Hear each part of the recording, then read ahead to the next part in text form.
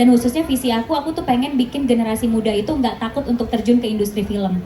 Karena sampai saat ini industri film itu dianggap sebagai industri yang tidak stabil.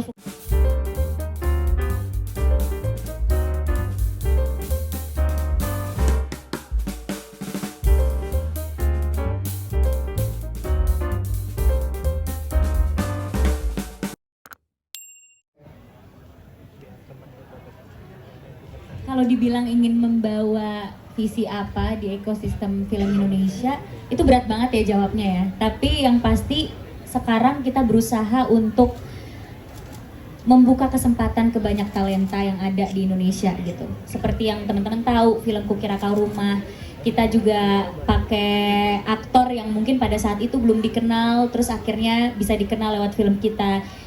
Begitupun juga krunya, orang-orang yang bekerja di balik layar juga kayak gitu. Jam kerja dan hak-hak para aktor dan para kru yang kita perhatikan dan selalu kita pikirkan juga. Begitupun juga di film Ketika Berhenti di Sini gitu.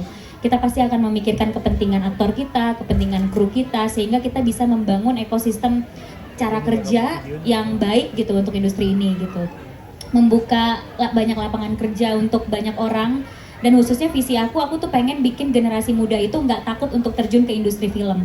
Karena sampai saat ini industri film itu dianggap sebagai industri yang tidak stabil, fluktuatif, nggak tahu penghasilannya dari mana.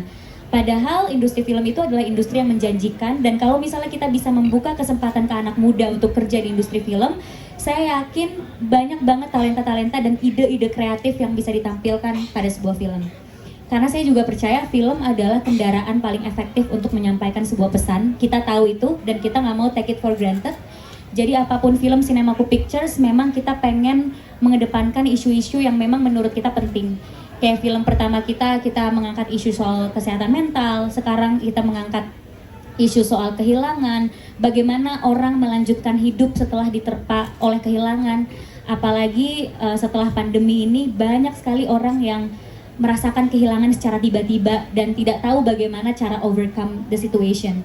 Film ini pengen membuat siapapun yang menonton bisa terbantu untuk melanjutkan hidup, karena hidup tidak harus berhenti di sini.